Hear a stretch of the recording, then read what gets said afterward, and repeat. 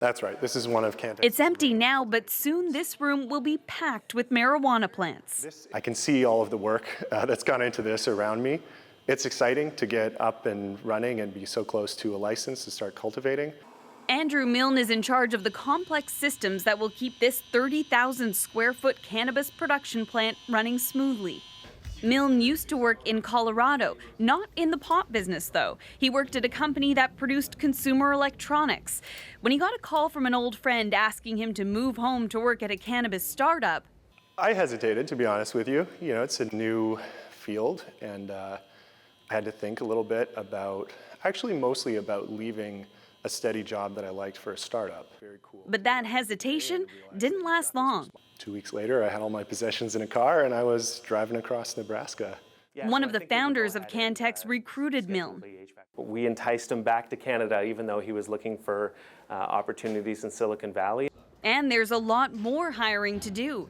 Cantex has 16 employees at the production facility with plans to double that. We get inundated with a lot of folks looking for employment in the cannabis industry these days. It's a pretty sexy topic.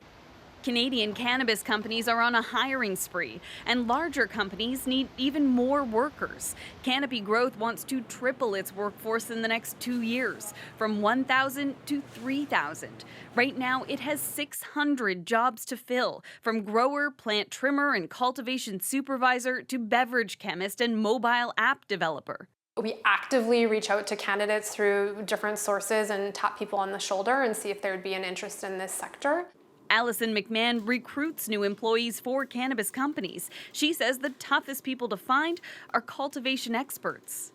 There's only a small pool of people who have worked in a cultivation role, whether that's a cultivation technician or a master cultivator, within the ACMPR, within the medical regulations and the system.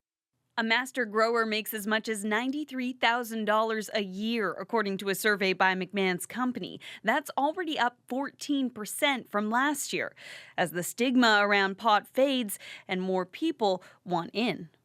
I think what's really intriguing is how a lot of people, even in Alberta, are looking at cannabis as potentially a more stable opportunity and a place to take their career long term, even compared to something like a more traditional oil and gas sector. In Ontario, Milne has found the startup experience he went searching for in the U.S. It's a reverse brain drain here. You think of talent, especially technical people, generally going down to the States to pursue opportunities, but you know, the Canadian cannabis industry is so much more developed than the industry down in the States. Now part of an industry that likely won't grow this much, this fast, again. Jacqueline Hansen, CBC News, Guelph. They've changed the filter. You might be surprised at who some of the new cannabis workers are. These seniors are spending their golden years making bud look beautiful. The group took jobs at the second largest producer of medical cannabis in Alberta. To their co-workers, they've become known as the Old Lady Clippers. One of the younger staff made a remark about the old ladies. Well, oh my God, it can't possibly be us. So, then he was sorry, and he said, well, that's what they call you when you're not here. Every week, these 5 seniors arrive at Acreage Farms, zip up their white protective suits over their matching tees, and get to work. We do the clipping, like you get some leaves like this and they're all yellow on the thing and you trim them all off. As for what attracted them to the pot business, when you're retired, the 4 walls in your house get boring after a while, and this is something to do. It's exciting and you learn something more every day. We can all be active and we do feel important. And that means a lot to us seniors. so what do their families think of their new gig? My son says, I'm never eating your brownies again.